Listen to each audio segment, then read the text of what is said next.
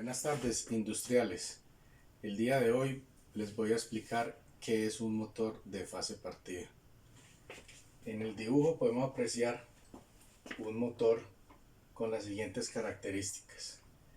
Lo primero que vamos a ver es que siempre tiene un condensador en la parte de arriba, uno o dos condensadores, que ya les voy a explicar para qué sirve. Las características: es un motor monofásico. La rotación de la entrada al cambiar la fase y el neutro no afectan el giro, y es bastante común en los electrodomésticos del hogar, como las lavadoras, las máquinas de estas de presión y demás elementos. En este diagrama nos permite ver el funcionamiento del motor internamente. Resulta que el motor de fase partida no puede arrancar por sí solo. No es capaz de vencer la inercia por medio de sus dos bobinas principales, que llaman bobinas de marcha. Son estas dos bobinas. Estas bobinas están simétricamente puestas. Cuando se energiza el motor, el rotor, que es esta pieza o el eje donde está el inducido, no es capaz de vencer la inercia, o sea, queda, digámoslo así, llamémoslo así, queda imantado por las dos bobinas a la vez. Entonces el rotor no es capaz de decidir hacia dónde va a tomar el giro.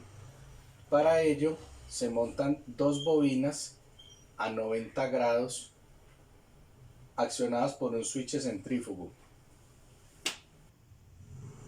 Continuando con la explicación, vuelvo y retomo. El motor no es capaz de dar su primer giro con tan solo las dos bobinas de marcha, con las bobinas principales. Necesita dos bobinas adicionales para vencer la inercia y para que dé un primer giro.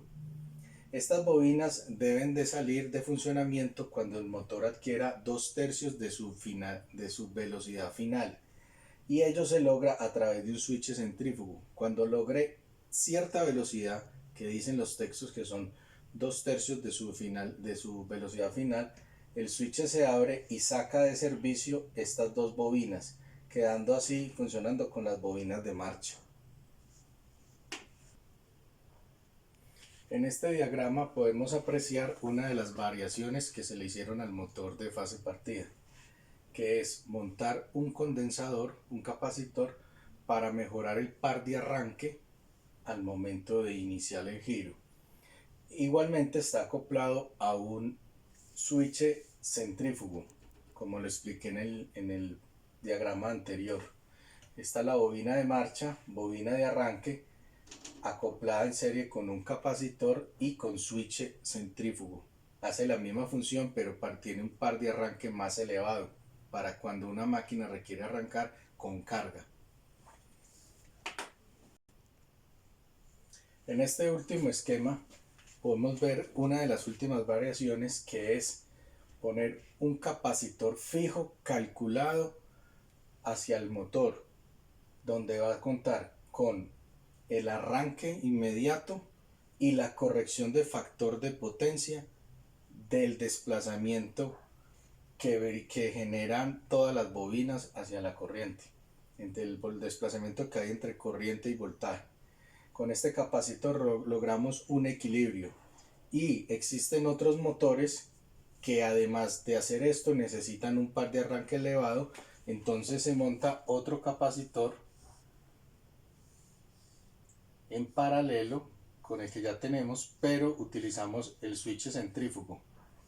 Entonces a los 2/3 de la velocidad final va a salir de servicio este otro capacitor y va a quedar con el capacitor de marcha, que ya sería acoplado a todo el conjunto del motor. Con ello mejoramos bastante el par de arranque y el torque de arranque. En este gráfico podemos apreciar el desfase que ocurre teniendo el condensador fijo entre las dos bobinas, el condensador que está acoplado a la bobina de arranque y con respecto a la bobina de marcha.